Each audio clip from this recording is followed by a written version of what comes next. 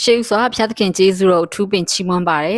ဒီကနေ့ကျမမျှဝေပေးခြင်းတဲ့အကြောင်းအရာကတော့ဖျားရှင်ကျမအပေါ်မှာသိစေခဲ့တဲ့အရာနားလည်စေခဲ့တဲ့အရာဖြစ်တဲ့ဒီဖျားเจ้าကိုသွားတက်တဲ့အခါမှာဖျားเจ้าကိုကျမလုံးဝပေါ့နော်တနင်္ဂနွေနေ့ကိုဘလို့အကြောင်းအရာတွေပဲရှိမပြတ်မကွက်ပေါ့နော်ကျမတို့တက်ကိုတက်ရမယ်ဆိုတဲ့အရာကိုဖျားရှင်ကကျမကိုနားလိုက်စေခဲ့တဲ့အရာကိုဒီနေ့ကျမမျှဝေပေးချင်တာဖြစ်ပါတယ်။ဘာကြောင့်လဲဆိုလို့ရှိရင်ကျမတို့ပုံမှန်ဆိုတနင်္ဂနွေနေ့မှာနေမကောင်းလို့ပဲဖြစ်ဖြစ်အလုပ်ကိစ္စကြောင့်ပဲဖြစ်နော်မိသားစုကိစ္စပဲဖြစ်လူမှုရေးကိစ္စအသားရေးနာရေးအဲ့လိုဘလို့ကိစ္စအကြောင်းနဲ့ပဲဖြစ်ပေါ့နော်ဖះเจ้าကျမတို့ပြက်ကွက်ကြတာမျိုးရှိတယ်အဲ့တော့အရင်ကကျမလည်းဖြစ်ခဲ့တယ်ဟိုးရင်တုန်းကဖះရှင်နဲ့ကျမအခုလိုမျိုးပေါ့နော်ကျန်းစာဖက်ဆူတောင်းခြင်းနဲ့ကျမရဲ့ဘဝမှာဘဝကိုပေါ့နော်အခုမတိဆောက်ခင်တုန်းကကျမလည်းအဲ့လိုမျိုးဖြစ်တယ်အလုပ်တွေသွားမယ်ဆိုလို့ရှင်လဲပြက်တာမျိုးရှိရပေါ့နော်အဲ့လိုမျိုးတွေကြုံခဲ့တယ်ပေါ့လေးပေါ့နော်ဒီဖះเจ้าဒီနေ့တော့မတက်တော့ဘူးဆိုရရပေါ့လေးပေါ့နော်ချစ်ချစ်တွေ့လို့ရှင်ပြောလို့ရှင်လဲပေါ့ပပလေးပဲပြောတယ်နော်အလုံးရှိလို့မတက်ဘူးပေါ့ဒီတပတ်မတက်ဘူးဖះเจ้าမတက်တာဘယ်နှလားရှိပြီဘယ်နှရက်ရှိပြီဆိုတော့ကျမတို့အရင်ကျမလည်းမသိခင်တော့အဲ့လိုမျိုးတွေပြောခဲ့ဘူးတယ်လုပ်ခဲ့ဘူးတယ်ဒါပေမဲ့ဒီကနေ့မှာဘဝမှာတကယ်ကိုနောက်ဆုံးချိန်ဆင်းရဲဒုက္ခနဲ့ကိုယ့်ရဲ့ယောဂဝေဒနာတွေနဲ့ခံစားပြည့်ချိန်မှာငါမှဖះပဲရှိတော့တယ်ဆိုတဲ့အချိန်မှာဖះနဲ့အခုရှောက်လန်းခဲ့တဲ့အခုအချိန်မှာတော့ကျမသိသွားတာကတော့ကျမတို့ကဖះရှင်နဲ့ကိုးကွယ်တာကနေ့တိုင်းနော်တနင်္ဂနွေနေ့ဆိုတာ9ရက်နေ့ဟုတ်ပြီဒီ6ရက်လုံးမှာလည်းဖះရှင်နဲ့ကျမကိုးကွယ်တဲ့ချိန်မှာဖះရှင်ကျမကိုသင်ပေးတဲ့အရာအများရှိတယ်နားလည်စေတဲ့အရာလည်းအများကြီးရှိတယ်ဒါပေမဲ့တနင်္ဂနွေနေ့မှာလည်းထပ်ပြီးတော့ဖះရှင်ကအဲ့ဒီနေ့အတွက်ဆက်ပြီးကျမကိုထပ်ပြီးနားလည်စေတာအဲ့တော့ဖះเจ้าသွားတယ်ဆိုတဲ့အရာကဖះရဲ့စကားကိုသွားယူတာဖြစ်တယ်ပေါ့နော်နောက်တစ်ခုကတနင်္ဂနွေနေ့ကကျမတို့မပိုင်ဘူးဖះရှင်ပိုင်နေအဲ့ဒီနေ့ကဖះရှင်တန်ရှင်းသောနေ့ဖြစ်တယ်ဖះရှင်ကသူ့ရဲ့သားသမီးတွေအားလုံးကိုဖះရှင်ဗိမာန်တော်သူ့ရဲ့ဗိမာန်တော်ထဲမှာရှိစေချင်တာဖះရဲ့ပြောမဲ့စကားကိုရစေချင်တာဘာလို့ဆိုကျမတို့မှာလူတိုင်းမှာမေးခွန်းရှိတယ်ဟိုတယောက်နဲ့တယောက်မပြောဖြစ်တာပဲရှိပါကိုယ့်ရဲ့စိတ်မှာတော့မေးခွန်းရှိတယ်ကိုအလိုနဲ့မပြောမရွှင်နဲ့ကျမတို့ဖြစ်နေရလဲရှိမယ်စိုးရိမ်နေရလဲရှိမယ်ကြောက်နေရတာလဲရှိမယ်ပူပအများကြီးရှိတယ်အဲ့ဒီအရာတွေဘုရားရှင်ကအဖြေရှိတယ်ပေးခြင်းတယ်အဲ့ဒါတနင်္ဂနွေနေ့မှာဘုရားရှင်ကျမတို့စကားပြောချင်တာအဲ့တော့တနင်္ဂနွေသွားတယ်ဆိုတဲ့အခါမှာကျမတို့စိတ်ခံစားမှုတွေကျမတို့ထားလို့မရဘူးပေါ့ဟိုလူကျမတို့တယောက်မတည့်ဘူးပေါ့ဘယ်လိုပြောမလဲမကြည့်ချင်ဘူးပေါ့နော်အဲ့လိုမျိုးတွေကျမတို့ဖြစ်တယ်ဖះရှင်ကကျမတို့ကိုပြောမယ်စကားကအရေးကြီးဆုံးဖြစ်တယ်အဲ့ဒီစကားကိုပဲရစေချင်တာဖြစ်တဲ့အတွက်ကြောင့်မလို့ကျမတို့ရဲ့စိတ်ခံစားချက်တွေဘယ်အရာမှဦးစားပေးလို့မရဘူးပေါ့နော်နောက်တစ်ခုဖះရှင်ကစကားပြောတဲ့အရာမှာကျမတို့ကိုအဖြေရစေချင်တဲ့အရာမှာဒီတရားဟောတဲ့အချိန်တစ်ခုပဲမဟုတ်ဘူးကျမတို့ဖះเจ้าနဲ့ကိုဝင်လိုက်ပြီဆိုတာနဲ့ဖះကျမတို့နှုတ်ဆက်တဲ့ခါရှိမယ်ဖះသချင်းချီးမွမ်းတည်ဆိုတာရှိမယ်ဒီဝတ်ပြုကိုးကွယ်တဲ့ချိန်မှာအလူငွေကောက်ခံခြင်းအမျိုးတက်တေခံခြင်းအမျိုးသောထဲကနေပြီးတော့ဖះရှင်ကကျမတို့ကိုသိစေမှာအဖြေကိုပေးမှာဖြစ်တယ်ဒါကြောင့်မို့ကျမတို့ဖះเจ้าနဲ့ဝင်ပြီးဆိုတာနဲ့စိတ်ကံစားချက်တွေနဲ့ပူပန်တော့ကိုင်းနဲ့အဲ့လိုမျိုးဖြစ်နေမှဆိုဖះရှင်ကအချိန်မရွေးစကားပြောမှာဖြစ်တဲ့အတွက်အဲ့ဒီအရာကိုကျမတို့ရလိုက်မှာမဟုတ်ဘူးပေါ့နော်အဲ့လိုမျိုးဖះရှင်ကျမကိုနားလေစေခဲ့တာအဲ့ဒီချိန်ကစပြီးကျမကဖះเจ้าတက်တဲ့အခါအမြဲတမ်းအရှိဆုံးမှထိုင်နေကျမရှင်မအဲ့လိုဖြတ်သွားလိုက်လာလိုက်လေကျမကမကြိုက်ဘူးပေါ့နော်အဲ့လိုကျမအာယုံပြန့်လွင့်တယ်ဘာကြောင့်လဲဆိုတော့ဖះရှင်စကားအချိန်မရွေးပြောမှာဖြစ်တဲ့အတွက်ကြောင့်မို့အယံကိုကျမရဲ့စိတ်ကိုလုံးဝတတိနဲ့ပဲနေတယ်ဘာလို့ဖះတတိနဲ့ပဲနေခိုင်းတာနေခြင်းတလို့စိတ်ကိုပြန့်လွင့်ထားလို့မရဘူးစိတ်ကိုအလွတ်ပေးလို့မရဘူးထိုင်နေရင်လည်းဟိုเจ้าဒီเจ้าတွေအထက်ကိုရောက်သွားတယ်အဲ့တော့ဆရာဟောတယ်မတခုခုအเจ้าရဘဲတခုမှကျမတို့မရတော့ဘူးပြန်သွားရင်လည်းအလာတုံးကအတိုင်းပဲလေးပြီးတော့စိတ်လေးအဲ့လိုမျိုးဖြစ်တယ်ဖះရှင်ကအယံပေါ့ပါစေချင်တာအယံစကားပြောချင်တာပေါ့နော်ဒါကြောင့်တနင်္ဂနွေနေ့ကဖះရှင်ကျမတို့ကိုလုံးဝလိုချင်နေတဲ့အဖြစ်ကိုတိကျပေးမယ်ဒီကနေဖះရှင်တနင်္ဂနွေနေ့ကိုသင်ဦးစားမပေးပဲလှုပ်လိုက်တဲ့အလုံးမှန်သမျှဘာပဲဖြစ်သင်လုံးဝစိတ်မကျေနပ်ဘူးဖះเจ้าမတက်ပဲနဲ့သင်တခုခုသွားလုပ်မယ်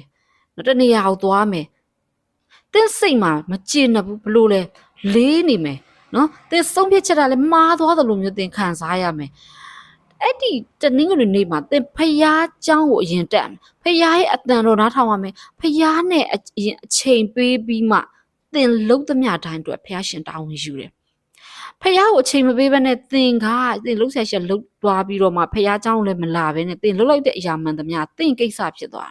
ကျမတို့ရဲ့ကိစ္စဖြစ်သွားကျမတို့နဲ့ပဲဆိုင်သွားတာအဲ့အတွက်ပြီးတဲ့အခါမှာဆုံးဖြတ်ချက်မှားသွားတာလို့ဘာလို့အဲ့လိုမျိုးဖြစ်တာလုံးဝနေလို့ထိုင်လို့ပြန်အဲ့လိုမျိုးပုံစံဖြစ်တယ်ဘာဖြစ်လို့လဲဆိုလို့ရှိရင်တနည်းကနွေနေဟာတန်ရှင်းသောနေ့ဖြစ်ပြီးတော့မှတကယ်ကိုဖះရှင်ကျမတို့မေတ္တာနဲ့ချစ်ချင်းမေတ္တာတွေနဲ့ဆွဲခေါ်တာဖြစ်တဲ့အတွက်အဲ့ချစ်ချင်းမေတ္တာတွေကျမတို့ခံစားပြီးတော့မှဒီဖះเจ้าကိုရောက်တာနဲ့ကျမတို့စိတ်ကခံစားပြီးတော့မှကျမတို့မှာပျော်ရွှင်ဝမ်းမြောက်ခြင်းနဲ့အစွမ်းတတ္တိတွေအဲ့လိုမျိုးဖြစ်လာတယ်ဒါကြောင့်မလို့တနည်းကနွေနေ့ကိုဘီတိအကြောင်းအရာနဲ့မှာပေါ့နော်ပြက်ကွက်ခြင်းမပြုဖို့ရန်အတွက်ကျမကအရောက်စီတန်းကိုသင်ဟာပြက်ကွက်နေတယ်ဆိုရင်တော့ကျမသတိပေးချင်ပါတယ်ဘာကြောင့်လဲဆိုလို့ရှိရင်အလှည့်စားခံရတာပါဘလို့အလှည့်စားခံရလဲဆိုလို့ရှိရင်ကျမတို့ရဲ့စိတ်ကိုကျမတို့ပြန်ပြီးတော့လှည့်စားမိတာကျမတို့ကတနင်္ဂနွေနေ့မှာဖျားချောင်းသွားရမယ်ဆိုတော့ကျမတို့ကတိပြီးသားဒါပေမဲ့ဖို့မသိစေအတွင်းထဲကနေပြီးတော့မှဘာမှမဖြစ်ပါဘူးဒီတစ်ပတ်တော့တက်တော့ပါဘူးနောက်တစ်ပတ်မှာပဲငါတက်တော့မယ်တစ်ပတ်လေးပြတ်တာဘာမှမဖြစ်ပါဘူးအဲ့လိုမျိုးကျမတို့ကပေါ့ပါလေးလှည့်စားလိုက်တယ်ကိုပေါ့နော်အဲ့ဒီခါမှာဘာဖြစ်သွားလဲဆိုလို့ရှိရင်ကျမတို့မသိလိုက်တဲ့အချိန်မှာပဲစိုးမကျမတို့အတွင်းထဲမှာဒီလေဝမ်းနေတာလို့ပူဆွေးတာလို့စိတ်ပြက်တာလို့ဝမ်းအဲ့လိုရဝင်သွားတာတခုလုံးမဆိုကြောက်တဲ့လန့်တဲ့စိတ်တွေကဝင်လာတာပေါ့နော်အဲ့လိုမျိုးကိုမသိလိုက်ခင်မှာပဲဖြစ်သွားတာဒါကြောင့်မလို့တနင်္ဂနွေနေ့ဟာဖျားရှင်အုပ်ဆိုးတဲ့နေ့ဖြစ်တယ်ဖျားရှင်အချိန်ဖြစ်တယ်ဖျားရှင်ပိုင်တာဖြစ်တဲ့အတွက်ကြောင့်မလို့ကျမတို့ကပြောမှဆိုအချိန်မခိုးအောင်ပေါ့နော်အချိန်မခိုးသင့်ဘူးဖျားရဲ့အချိန်မှာဖျားကိုပဲချိန်ပေးရမယ်အဲ့ဒီဖျားเจ้าကိုသင်သွားပြီးမှသင်လုံးသမျှဘယ်အရာပဲဖြစ်သင်အတွက်ဖျားရှင်တာဝန်ယူပြီးသားဖြစ်တဲ့အတွက်ကြောင့်မို့သင်ကလုံးဝစိတ်ကိုလုံးဝမမှားနိုင်ဘူးလုံးဝပေါ့ပါကိုဖြစ်သွားရမယ်အဲ့ဒါကိုကျမကလုံးဝအာမခံရတယ်ဘာကြောင့်လဲဆိုလို့ရှိရင်ကျမဒီဘီဒီကိစ္စပဲလုပ်เสียရှိပါစေဖျားเจ้าကိုတက်ပြီးမှပဲကျမဆုံးဖြတ်เสียရှိရလုပ်အဲ့လိုမျိုးကျမလုပ်တယ်အဲ့အတွက်ကြောင့်ဘယ်အရာမဆိုကျမဒီနေ့ထိကျမမှန်ခဲ့တယ်ကျမဆုံးဖြတ်ချက်ချပြီးလုပ်တာနဲ့ကျမဒီနေ့ထိကိုမှန်ခဲ့တယ်နောက်တစ်ခုကကျမတို့ဖះเจ้าသွားတဲ့နေ့ဆိုတာမနဲ့မိုးလင်းကလေးကနေပြီးတော့မှဖះเจ้าကိုသွားဖို့အရေးကိုပဲကျမတို့ကလုပ်နေရမှာအနာနီးမှပြေကောက်တဲ့အဲ့လိုမျိုးကတော့တကယ်တမ်းဆိုလို့ရှိရင်တော့လုံးဝပေါ့နော်ဖះရှင်ကဝမ်းနေပါတယ်ဖះရှင်ကျမတို့ပေါ်မှာအမြဲတမ်းချစ်ပြီးတော့အားရကျေနပ်တယ်ဖះရှင်အားရကျေနပ်တဲ့လူတစ်ယောက်ဖြစ်အောင်ကျမတို့အသက်ရှင်တဲ့နေဒါဆိုလို့ရှိရင်ကျမတို့ရဲ့ဘဝထဲမှာတစ်ခုပြီးတစ်ခုဖះရှင်ရှင်းလင်းလမ်းပြသွားတာပေါ့နော်ဒါကြောင့်မလို့ဒီကနေ့မှာညီကိုမောင်နှမများအားလုံးတနင်္ဂနွေနေ့သည်ဖះပိုင်သောနေ့ဖြစ်တဲ့အတွက်ကြောင့်မလို့သင်ဟာဖះရဲ့အချိန်ကိုသင်အခြားသောအချိန်တစ်ခုမှာသင်ဘယ်တော့မှအစားမထိုးမိပါစေနဲ့လို့ဘာကြောင့်လဲဆိုလို့ရှိရင်သင်ရဲ့ပျော်ရွှင်ဝမ်းမြောက်ခြင်းတွေကဗိမာန်တော်ထဲရောက်တဲ့အခါကြလို့ရှင်အားလုံးပြည့်စုံသွားမှာဖြစ်တယ်ဗိမာန်တော်ကပြန်ထွက်တာနဲ့သင်လုံးသမျှစဉ်းစားသမျှသင်တွေးထားတဲ့အရာမှန်သမျှအားလုံးကိုဖျားရှင်ကဖြည့်ဆည်းကြိုတင်ဖြည့်ဆည်းပေးလိုက်ပြီဖြစ်တယ်ကြိုတင်ပြီးတော့เนาะကျမတို့ဘာမှမဖြစ်သေးဘူးเนาะဒါပေမဲ့ဖျားရှင်ကြိုတင်ပြီးဖြည့်ဆည်းပေးလိုက်ပြီဖြစ်တဲ့အတွက်ကြောင့်သင်ကတကယ်အောင်မြင်တဲ့အချိန်သင်ကထိုင်ပြီးတော့မှအေးစစ်ဖျားကိုကျေးဇူးတော်ချီးမွမ်းခြင်းနဲ့အတူစောင့်နေရုံမှာပဲဒါကကျမလုံးဝကျမရဲ့ဘဝလက်တွေ့သက်သေပါကျမကလည်းစီးပွားရေးလုပ်ငန်းလုပ်နေတဲ့သူတစ်ယောက်ဖြစ်ပါတယ်ပြီးတော့ကျမကိုယ်တိုင်လည်း channel တွေအများကြီးကိုကျမဒီကနေ့ဖျားရှင်တို့ကစက္ကန့်နေတဲ့သူဖြစ်ပါတယ်ဒါပေမဲ့ဘလို့အကြောင်းအရာပဲရှိကျမဟာဖယားရှင်ကိုအချိန်ပေးပြီးမှအရာအလုံးကိုလှုပ်ဆောင်တာဖြစ်တယ်အဲ့အတွက်ကြောင့်ကျမမှာတကယ့်ကိုထူးခြားတဲ့အောင်မြင်ခြင်းတွေခံစားရတယ်ဆိုတာကိုဒီကနေ့ဖျားเจ้าမတက်သေးတဲ့ကျမတို့လွယ်လေးပေါ့နော်ဆုံးဖြတ်ပြီးတော့မှမသွားလဲဘာမှမဖြစ်ပါဘူးအဲ့လိုမျိုးတွေးနေမယ်ညီကိုမောင်နှမတွေရှိလို့ရှင်ကျမပြန်ပြီးတတိပေးပါရစေဖျားရှင်တင့်ကိုစောင့်နေပါတယ်တင်လွယ်ပေါ့လေးမပြောပါနဲ့